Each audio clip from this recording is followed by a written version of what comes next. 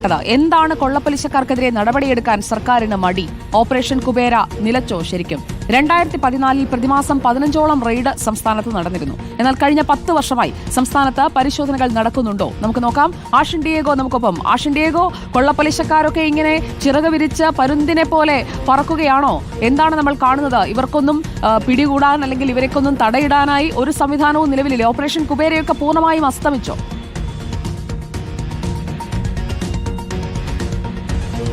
തീർച്ചയായും ഒരു സമയത്ത് ഈ കൊള്ളപ്പലിശക്കാരുടെ മൂർച്ചയായിരുന്ന അല്ലെങ്കിൽ കൊള്ളപ്പലിശക്കാരുടെ ശല്യം അത് അവസാനിപ്പിക്കുക എന്നൊരു ലക്ഷ്യത്തോടു കൂടിയാണ് അന്നത്തെ ഉമ്മൻചാണ്ടി സർക്കാരിന്റെ ആഭ്യന്തരമന്ത്രിയായിരുന്ന രമേശ് ചെന്നിത്തല 2014 ഓപ്പറേഷൻ കുബേര കൊണ്ടുവരുന്നത്. പക്ഷേ 10 വർഷത്തിന് ശേഷം വീണ്ടും പരിശോധിച്ചാൽ അതിന്റെ അവസ്ഥ ഈ ഓപ്പറേഷൻ കുബേരയുടെ മൂർച്ച തന്നെ ഇല്ലാതായിരിക്കുന്നു എന്നുള്ളതാണ് ഏറ്റവും പ്രധാനപ്പെട്ട കാര്യം. മാത്രമല്ല, സംസ്ഥാനത്ത് ഇപ്പോൾ വീണ്ടും ഈ കൊള്ളപ്പലിശക്കാർ പിടിമുറുക്കുമ്പോഴും സംസ്ഥാനത്ത് 10 വർഷത്തിനിടെ ഒരു വിധത്തിലുമുള്ള പരിശോധനകൾ നടക്കുന്നില്ല എന്നുള്ളതാണ് മനസ്സിലാക്കാനും സാധിക്കുന്നത്. നമസ്കാരം, ഞാൻ രമേശ് ചെന്നിത്തലയാണ്. കേരള യാത്രയിലേക്ക് നിങ്ങൾ ഓരോരുത്തരെയും ആത്മാർത്ഥമായി ഞാൻ സ്വാഗതം ചെയ്യുകയാണ്. ഒരു ഓർമ്മപ്പെടുത്തലോടെ ഞാൻ ആരംഭിക്കാം.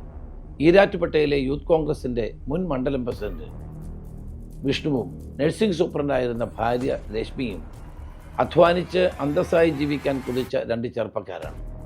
ജീവിതം കെട്ടിപ്പടുക്കേണ്ട പ്രായത്തിൽ ബ്ലേഡ് മാഫിയയുടെ ക്രൂരമായ ഭീഷണിക്ക് മുമ്പിൽ അവർക്ക് തോറ്റുകൊടുക്കേണ്ടി വന്നു. അതും 2025. UDF ആവിഷ്കരിച്ച ഓപ്പറേഷൻ കുബേര കൃത്യമായി തുടർന്നിരുന്നെങ്കിൽ വിഷ്ണുവിനും കുടുംബത്തിനും ഈ ഗതി വരില്ലായിരുന്നു. പുതിയ വില്ലൻ എത്തി എളുപ്പത്തിൽ പണം നൽകുന്ന ലോൺ ആപ്പുകൾ. കഴിഞ്ഞ 3 വർഷത്തിനിടയിൽ മാത്രം 15,000 പരാതികൾ, 7 വിലപ്പെട്ട ജീവനുകൾ. കടമക്കുടിയിലെ ചെറുപ്പക്കാരായ ആ ദമ്പതികൾ അവരുടെ 2 പിഞ്ചു കുഞ്ഞുങ്ങളെയും ചേർത്താണ് മരണത്തിൻ്റെ വഴി തിരഞ്ഞെടുത്തത്. ലോൺ ആപ്പുകൾ ഫോണിലെ വിവരങ്ങൾ ചോർത്തി മോർഫി ചെയ്ത നഗ്ന വീഡിയോകൾ കാട്ടി ഭീഷണിപ്പെടുത്തുന്ന മാഫിയ സംഘമായി മാറി വരുന്ന സത്യം നമ്മൾ അപ്പോൾ മാത്രമാണ് തിരിച്ചറിഞ്ഞത്. അതുമാത്രമല്ല, ഇത് ഓപ്പറേഷൻ കുബേരയുടെ കാലഘട്ടത്തെപ്പറ്റി ചിന്തിക്കാൻ നമ്മളെ പ്രേരിപ്പിക്കുന്ന ഒരു കാര്യമാണ്. എന്തിനാണ് ഞാൻ ആഭ്യന്തരമന്ത്രി എന്ന നിലയിൽ ഓപ്പറേഷൻ കുബേര ആരംഭിച്ചത്? തിരുവനന്തപുരത്ത് ഒരു വീട്ടിൽ ഒരു ആചാരിയും അദ്ദേഹത്തിൻ്റെ മുഴുവൻ മക്കളും ഭാര്യയും ആത്മഹത്യ ചെയ്ത സംഭവം എന്നെ മാത്രമല്ല കേരളത്തെ ഞെട്ടിപ്പിച്ച സംഭവം. അവർ ബ്ലേഡ് മാഫിയയുടെ ഇരകളായിരുന്നു. ആ സംഭവം എൻ്റെ മനസ്സിനെ വലിയ തോതിൽ ബാധിച്ചു. ആ കുടുംബത്തിനുണ്ടായ ദാരുണമായ അന്ത്യം എന്നെ ചിന്തിപ്പിച്ചു. അപ്പോഴാണ് operation Kubera ആരംഭിക്കണമെന്നുള്ള ചിന്തയുണ്ടായത്.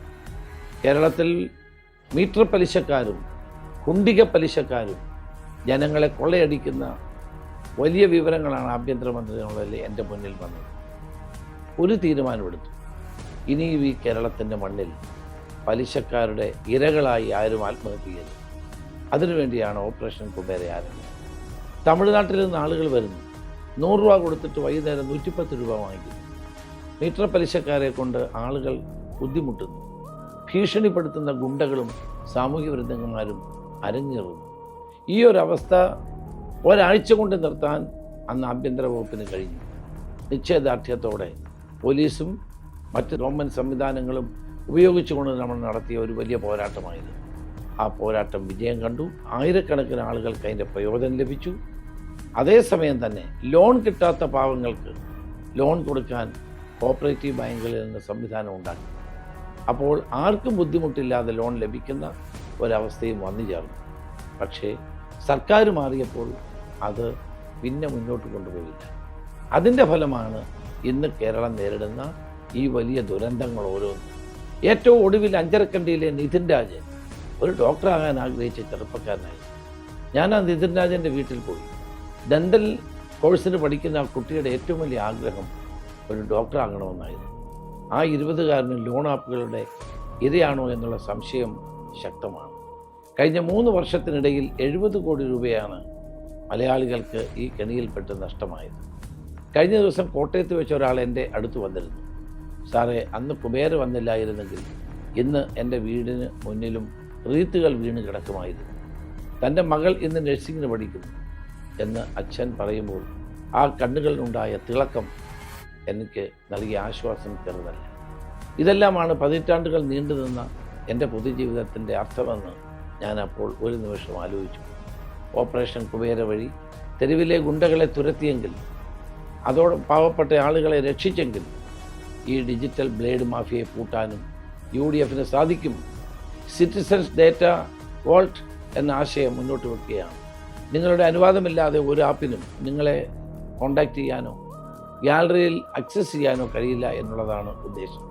രജിസ്റ്റേർഡായ loan ആപ്പുകൾക്ക് green signal എന്ന ആശയം മുന്നോട്ട് വെക്കും.